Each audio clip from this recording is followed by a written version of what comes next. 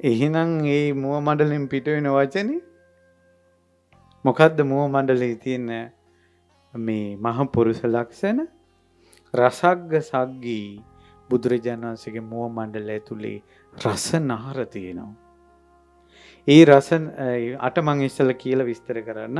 ඊළඟට බුදුරජාණන් වහන්සේගේ මුව මණ්ඩලයේ 100 හනු මේ හනු දෙක සිංහෙක්ගේ වගේ අපිට ටික වෙලාවක් කියනකොට කටට දෙනවා.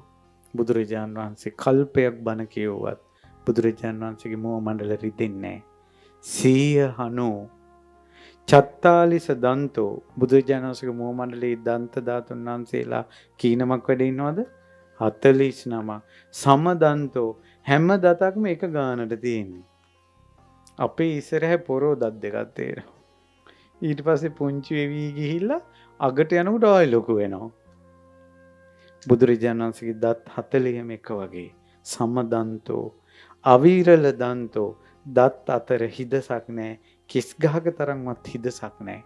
ගානට තියෙනවා දන්ත ධාතුන් වහන්සේලා. සුසුක්ක ධාතෝ හැම ධාතුන් වහන්සේ නමම සුදුම සුදු පාටයි. පහූත ජීවෝ බුදුරජාණන් වහන්සේගේ දිව ගොඩාක් එළියට දාන්න පුළුවන්. ඒ දිවෙන් මේ කන් දෙක අල්ලන්න පුළුවන්. අද කාලේ ළමයි වැඩිපුරම කරන්නේ නහය ගාවනවා, නිකට ගාවනවා දිව. බුදුරජාණන් වහන්සේට දිවෙන් කන් දෙක අල්ලන්න පුළුවන්. ඒ දිව ඉස්සරහට විසිරවලා නලල් තලයේ වහන්න පුළුවන්.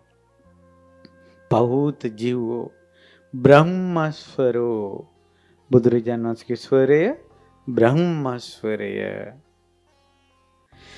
කියනවා. රසග්ග සග්ගී කියලා කියන එක ලැබුණේ සංසාරේ පෙරම් පුරද්දී කාටවත් අතින් ගහලා නැහැ.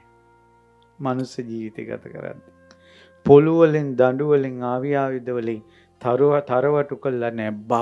බහුලව පෙරම් පුරන සංසාරේ අනිත්‍යයට තරවටු කළා නැහැ. හිරගී දාලා නැහැ.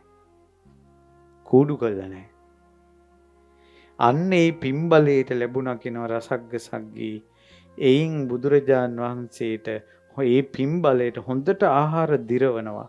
නිදුක් නිරෝගී සුවපත් බුදු සිරුරක් හැදෙනවා ඒ පිම්බලයට. බුදුරජාණන් වහන්සේට 100 හනු තියෙන්නේ ඇයි?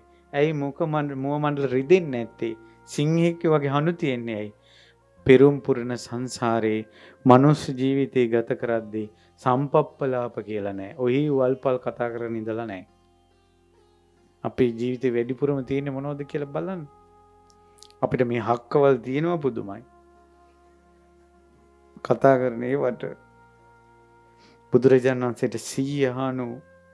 ඊට පස්සේ බුදුරජාණන් වහන්සේට 100 හනු තිබීමේ විපාකය මොකද්ද?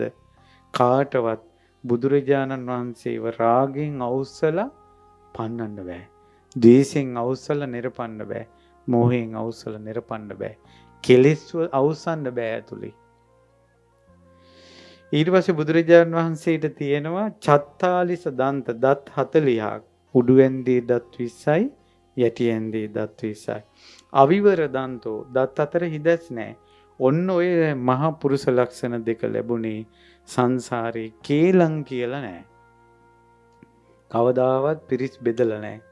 ඒකේ පිම්බලයට බුදුරජාණන් වහන්සේගේ ධර්මය කෙරෙහි ශ්‍රද්ධාවන්ත බුදුරජාණන් වහන්සේගේ ධර්මයේ පිළිගත්ත සැබෑ ශ්‍රාවකයෝ බිඳින්න බෑ කාටවත්.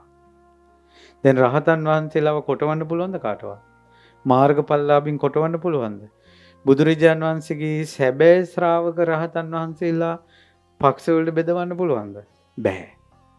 ඒක බුදුරජාණන් වහන්සේගේ මහ පුරුෂ ලක්ෂණයෙන් එන අනුභවයක්.